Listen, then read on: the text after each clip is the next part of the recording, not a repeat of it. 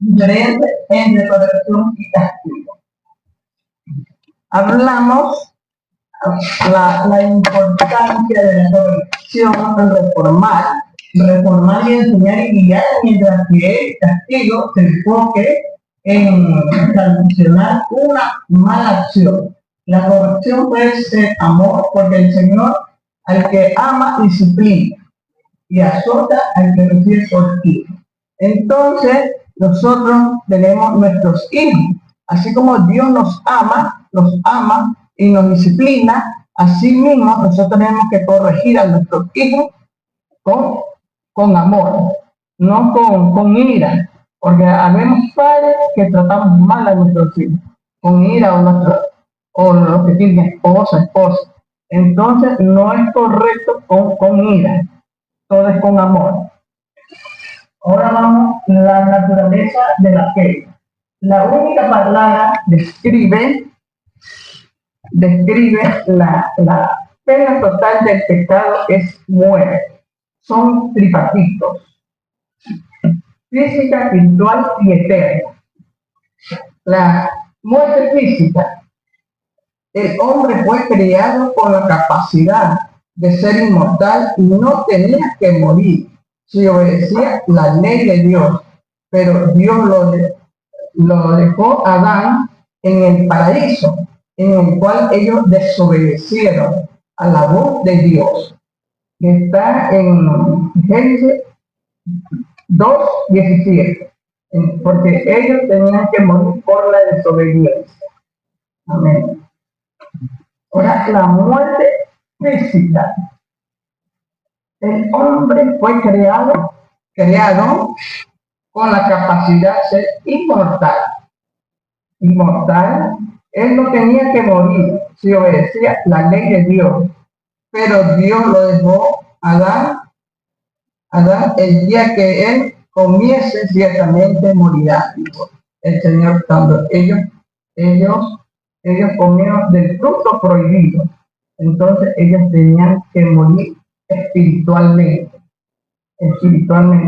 A pesar de, dice que nosotros, desde que ellos pecaron, nosotros hemos nacido espiritualmente muertos. Nosotros entregándonos a Cristo, nuevamente recibimos la salvación de Cristo. Y está instituido que el hombre muera una sola vez. Está en Hebreos 9:27. Y muerte espiritual. La muerte espiritual nos referimos a la separación del alma con Dios. Estamos separados de Dios porque hemos pecado y hemos hecho malo ante los ojos de Dios. Esa es la muerte espiritual. Tenemos tristeza porque hemos muerto. Ya lo estamos como deberíamos estar ante los ojos de Dios. La primera, la imputación o transferencia del pecado de Adán hacia la raza humana. Segunda, la imputación o transferencia de nuestros pecados a Cristo. Tercero, la imputación o transferencia de la justicia de Dios hacia nosotros. Primer punto, antes de entrar a lo que es el pecado de Adán, hay dos características de imputación. Una es real y otra es judicial. Me explico. ¿Cuál es la imputación real? La que usted es culpable, la que usted se lo acusa y usted dice yo fui. La imputación judicial es la que se le acusa cuando usted es inocente, no la ha hecho. Por ejemplo, yo lo acuso a mi hermano Franco, a mi hermano Luis Franco que está aquí. Yo digo, por ejemplo, usted mató a alguien y él no ha sido, pero él como quiera se atribuye eso. Eso es lo que hizo Jesús en la cruz. Se atribuyó el pecado que nos tocaba a nosotros, él lo cogió para él.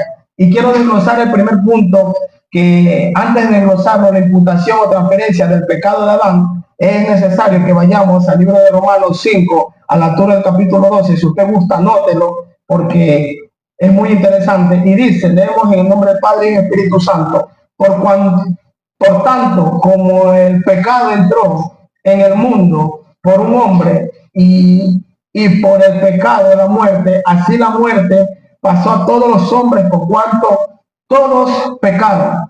Y usted se va a preguntar por qué cuando todos pecaron. ¿Por qué no fue por la mujer? ¿Por qué no fue por el hombre? Se lo voy a explicar. Porque Adán nos representaba a nosotros. Por eso el pecado que Adán cometió, todos saben la historia, en el huerto de Edén se nos fue transferido o asignado a nosotros, porque él era el representante de la raza humana. ¿Me explico? Se lo voy a poner de otra manera. El presidente Noboa, ahora mismo es el presidente de esta nación, ¿verdad que sí? Si él, por cosas de políticos personales, decide tener un conflicto con otra nación, que a veces nosotros ni sabemos, automáticamente, si él declara la guerra a otra nación, nosotros estamos involucrados sin saber de política, de nada. ¿Por qué? Porque él es el que representa a nuestra nación. Asimismo, Adán era el que representaba a la humanidad. Por eso es que hay un versículo que está en Romanos 3, 23, si no me equivoco, por cuanto todos pecaron, todos están destituidos de la gloria de Dios. Y cuando dice todos se refiere a niños, a mujer, a hombre, a abuelito, al que sea, porque todos están destituidos de la gloria de Dios. Amén. Segundo punto, la imputación o transferencia de nuestros pecados a Dios. Y para eso es bueno que vayamos al libro de Isaías, a la altura del capítulo 5, de 53, 4. Y dice de esta manera: ciertamente Él llevó nuestras enfermedades y sufrió nuestros dolores, y nosotros le tuvimos por azotado, por herido, y Dios abatido. Mas el herido fue por nuestras rebeliones, molidos por nuestros pecados. El castigo de nuestra paz fue sobre él. Escuche esto: el castigo de nuestra paz fue sobre él, para que usted y yo estemos aquí sentados, con aire acondicionado, con poco, con paz, con tranquilidad, con salud. Él tuvo que pagar todo eso en la cruz. Y fue molido, escuche bien, molido. Y dice aquí: y por sus llagas fuimos sanados. Yo estuve leyendo en el libro de Marcos, ya lo último, anoche, y eso me conmovía mucho porque dice que él le daba un puñetazo, a él lo escupía, a él lo humillaba, a él pasó muchas cosas tremendas, que esas cosas nosotros teníamos que haberla pagado en la cruz. Pero qué lindo es Dios, alabado sea su nombre. ¿Sabe por qué es lindo Dios? Porque Él nos muestra y nos hace esa transferencia que nosotros teníamos que pagarla, como digo, no, ellos de una manera no van a pasar por eso. Él tomó nuestros pecados y fue molido, escupido, humillado, desbaratado por causa tuya y mía. Gloria a Dios. Tercero, la imputación o transferencia de la justicia y santidad de Dios hacia nosotros. Y para que entendamos esto, Dios me permitía ver en el libro de 2 de Corintios 5:21. Y se lo voy a leer rapidito. 5:21 dice: al que no conoció pecado. Ahí está la parte cuando él se imputó, o nosotros, él mismo se transfirió nuestros pecados, porque él no conoció pecado. Pero sin embargo, fue a la cruz como un pecador, por causa tuya y por causa mía. Dice: al que no conoció pecado, por nosotros lo hizo pecado, para que nosotros fuésemos hechos justicia de Dios en él. Quizás nosotros no tengamos la santidad que él tuvo. Quizás no tengamos o no cumplamos la ley en su totalidad completa. Pero hay algo que me impacta y me impresiona mucho. ¿Sabe qué? Que él nosotros nos transfiere esa santidad y esa gracia a través de su muerte. ¿Cómo así? Porque él muere por nosotros y después que muere se sacrifica por nosotros. Aún así es tan bueno que él nos transfiere la salvación, porque fíjense algo: cuando el Padre nos ve, no nos está viendo al hombre que falla, al hombre que es débil, al hombre que no es fuerte, al hombre que es luchón. No, cuando el Padre nos mira, él está viendo que es a su hijo. En otras palabras, el Padre está viendo como que si nosotros llegamos parado en la cruz del Calvario. Él a cada uno de los que está aquí nos está viendo como que si nosotros íbamos a ser crucificados. ¿Saben por qué? Por medio de la fe en Jesucristo.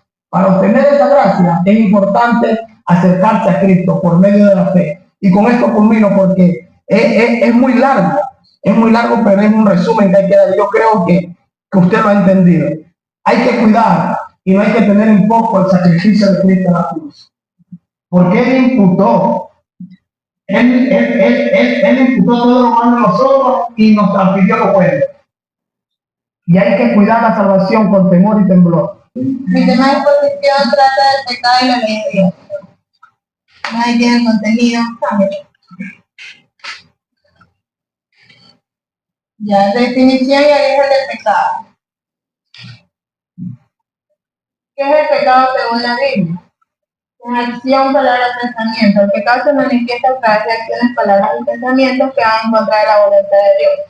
No es solo un error aislado, sino una condición profunda del corazón del ser humano que lo aleja del propósito de Dios. Rebeldía y desobediencia. El pecado es esencialmente rebeldía y desobediencia hacia Dios. Representa un rechazo a su autoridad y elegir caminos contrarios a la justicia y la santidad que Dios demanda. Condición del corazón. El pecado no solo afecta a actos externos, sino que corrompe también el corazón del ser humano, afectando toda la existencia. Esta condición pecaminosa es inherente a la naturaleza humana y requiere redención. Origen del pecado en la humanidad. Como ya sabemos, el pecado entró al mundo a través de la desobediencia de Adán y Eva y el jardín del Edén. Su pecado trajo consecuencias universales para la humanidad. Consecuencias universales, la caída de Adán y Eva resultó en muerte, separación de Dios y una vida y una naturaleza humana inclinada al mal. Cada persona nace con esta condición pecaminosa necesitando redención. La ley de Dios revela el carácter santo de Dios. La ley revela el carácter santo y justo, mostrando el estándar de conducta que Dios espera de los seres humanos. Es un reflejo de su perfección. Establece el estándar de justicia. La ley establece un estándar de justicia claro, definiendo lo correcto e incorrecto. Guía a las personas en cómo vivir de acuerdo a la voluntad de Dios. Diagnostica el pecado. La ley no solo para salvar, sino para diagnosticar el pecado. Muestra a las personas su necesidad de salvación y revelar sus fallas y pecados. Conduce a la dependencia de la gracia. Al revelar el pecado, la ley lleva a las personas a reconocer su incapacidad para cumplir con sus demandas y depender de la gracia de Dios para la salvación. Los 10 mandamientos. Los 10 mandamientos resumen la ley moral de Dios, abarcando los deberes hacia Él y hacia el prójimo. Son eternos e inmutables y reflejan la voluntad de Dios para la tierra. Consecuencias del pecado. Separación espiritual y muerte, ruptura de la comunión. El pecado rompe la comunión con Dios y crea una separación espiritual que afecta la relación íntima que Dios desea con los seres humanos. Muerte física y eterna, la separación espiritual trae consigo muerte física y eterna, la justicia es triunfado por el pecado, lo que trae temor, culpa y condenación sin esperanza. Efectos de la sociedad y en el individuo, corrupción de las relaciones. El pecado corrompe las relaciones, trayendo injusticia, violencia y egoísmo, lo que destruye la armonía y la unidad en la sociedad. Ansiedad y vacío en el individuo. En el individuo el pecado produce ansiedad, vacío y esclavitud a hábitos destructivos que lo alejan de la plenitud de vida que Dios desea para él. Necesidad de transformación. La sociedad pecaminosa refleja la suma de corazones alejados de Dios, lo que demanda transformación integral para restablecer la justicia y el amor. Perdón y redención. Cristo cumple la ley y paga el pecado. El sacrificio vicario de Cristo. Jesucristo, siendo sin pecado, cumplió la ley perfectamente y ofreció su vida como sacrificio vicario. Su muerte en la cruz pagó la pena del pecado, satisfaciendo la justicia y abriendo camino a la salvación. Arrepentimiento y fe como respuesta. El arrepentimiento sincero. El arrepentimiento sincero es un cambio de mentalidad y conducta, abandonando el pecado y volviendo hacia Dios. Un paso social para recibir el perdón. De la obra redentora, la fe es confiar en la gracia de Dios y en la obra redentora de Cristo, no en los méritos propios. Es la base para recibir la salvación y la vida eterna. Nueva vida espiritual. La fe en Cristo produce una nueva vida espiritual, transformando al ser humano alrededor y capacitándolo para vivir de acuerdo con la voluntad de Dios.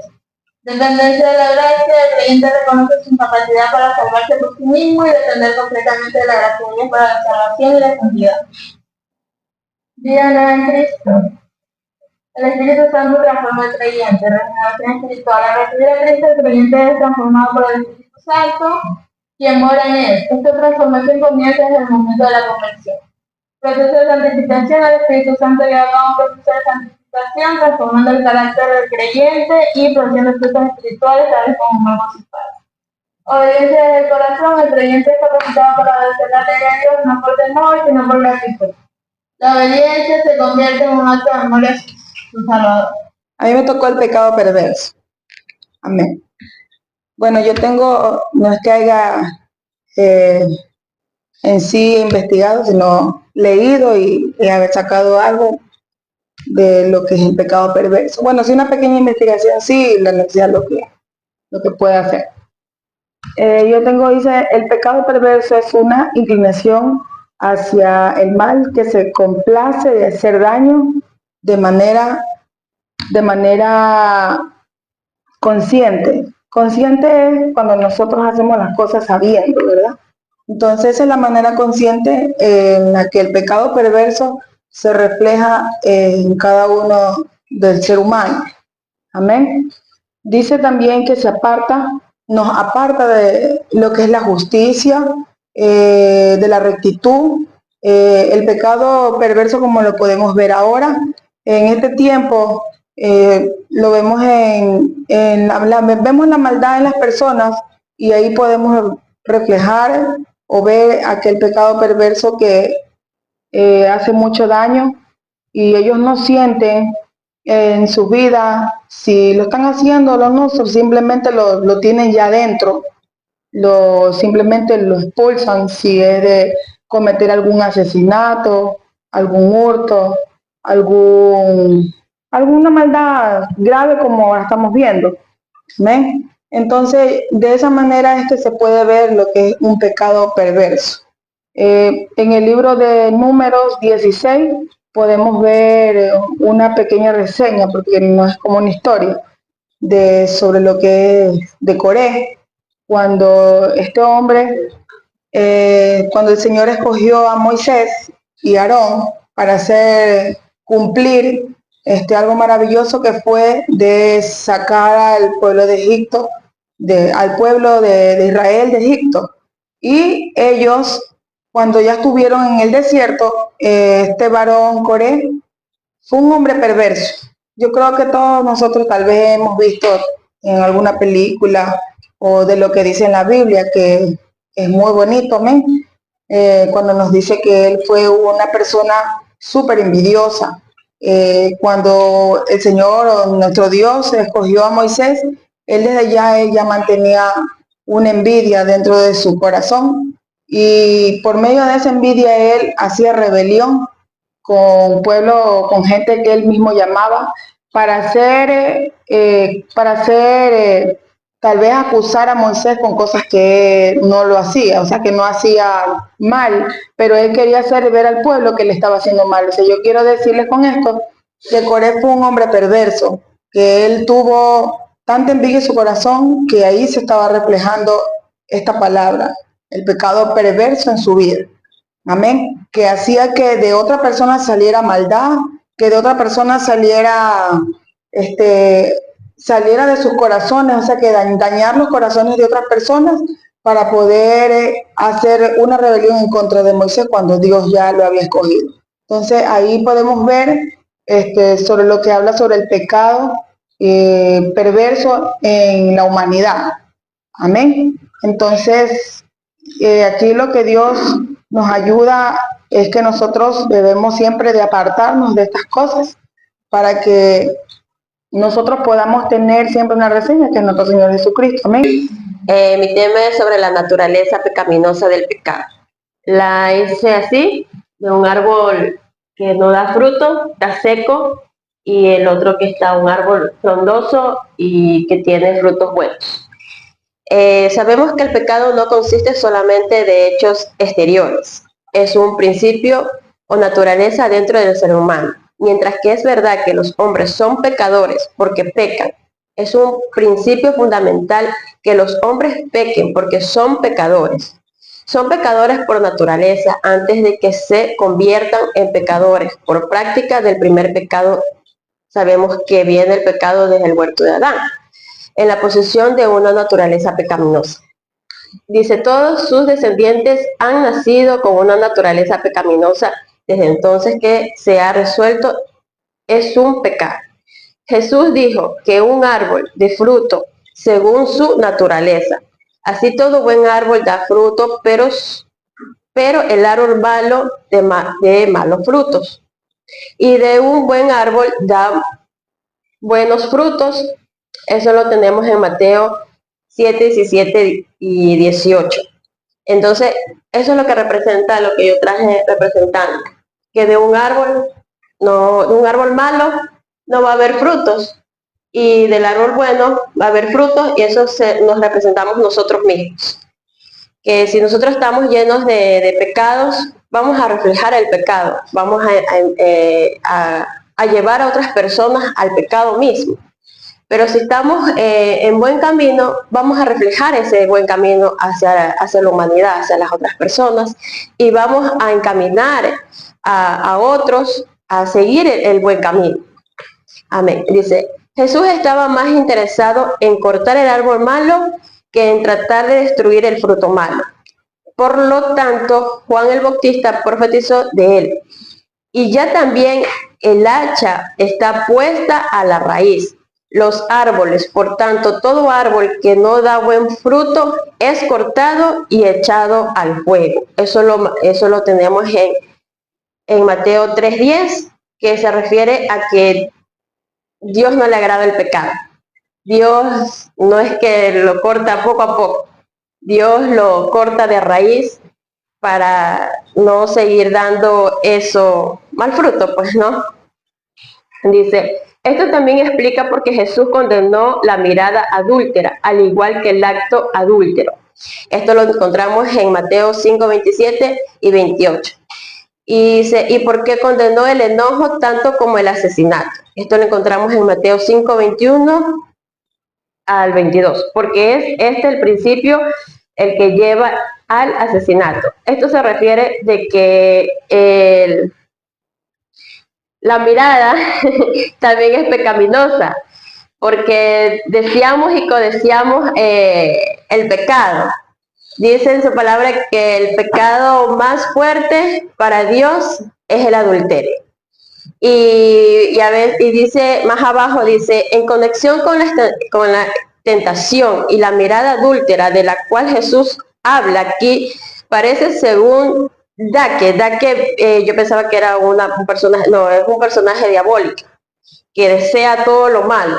Son esos, creo que son, no me recuerdo esos dibujitos, me salieron esos dibujitos malos que salen. Ese es el personaje de Dake, que el que quería decir que un hombre miraría con continuo deseo y con mente decidía acometer el acto, si de cualquier forma le fuera posible. Esto lo encontramos en Santiago 1, 13 y 16. Esto se convierte en un estado del corazón y es de tal mortal como el acto mismo. Dice que la mirada también es pecaminosa y más aún si la codicea, o por ejemplo ahí están los varones aquí, me da como cosa, pero la mirada del hombre, dice mi esposo, que la mirada del hombre es más fuerte porque dice hasta te desnuda. En el pecado, en el mundo, el hombre hasta te desnuda, dice. Te ve hasta desnuda.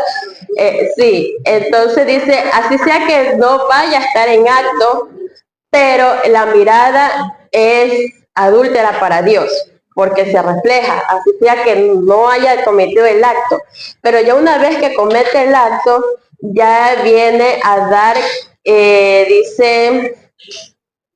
ya viene a dar a luz el pecado, porque ya está consumido el pecado que el hombre deseaba y codiciaba y lo consiguió y ya está que se consumió el pecado, pues no. Entonces dice, el Nuevo Testamento distingue entre pecados y pecados. Del primero se refiere a la naturaleza pecadora, mientras que el último se refiere a los resultados o expresiones de esta naturaleza. Pablo dice, porque sin la ley del pecado está muerto, pero venido el mandamiento del pecado recibió y yo moriré. Eso está en Romanos 7, del 8 al 9. Todo aquel que hace pecado esclavo, es esclavo, es esclavo del pecado, porque ya se hace constantemente del pecado y ya para el hombre o el que comete el pecado, ya para él es una naturaleza, naturalmente el hombre ser pecaminoso. Y dice, el pecado también es visto como una fuerza dentro de una persona, además de que comete el hecho, no reine, pues el pecado es vuestro cuerpo mortal. Mi tema es consideración importante en cuanto al pecado. Como ustedes pueden ver, hay un dibujo aquí donde está el hombre en el mundo, ¿verdad? Y acá está en medio del pecado y acá está un símbolo donde está Dios. Por lo general, como todos sabemos, Dios aborrece el pecado. Nosotros los seres humanos, ¿verdad? Cometemos miles y miles de errores que ofenden a Dios, y eso hace que nos quite la paz, nos quite la tranquilidad, y lo peor de todo es que nosotros tenemos conocimiento y al mismo tiempo consentimos deliberadamente esto. Pero cuando nosotros tenemos ya un encuentro con Dios, aceptamos a Dios, nosotros pedimos perdón de puro corazón para poder deliberar, sacar ese pecado que nos hace alejarnos de Dios. Entonces, tenemos que tener un corazón puro, limpio y más que todo un total arrepentimiento para podernos acercar hacia Él. Y nosotros no poder tener ese pecado que Dios aborrece. Y sin embargo, hermanos, también tenemos que evitar las zonas de peligro, como por ejemplo lo pongo en mi caso, porque yo trabajo en un hospital en la cual sí tengo muchas riñas con los padres de familia, en la cual yo asisto a una iglesia y yo debo de dar a ver y cambiar, pero claro que a veces los papitos no ayudan. Entonces son cosas que a uno nos hace ver que estamos mal y nos hace alejar de Dios. Lo pongo como ejemplo. Y siempre todas las mañanas le pido a Dios que me ayude a cambiar mi forma de ser y que no me aleje de Él, para poder apartar ese pecado que nos aleja más que todo de la paz, porque es nuestra paz, porque mientras nosotros tengamos a Dios, nosotros tenemos paz.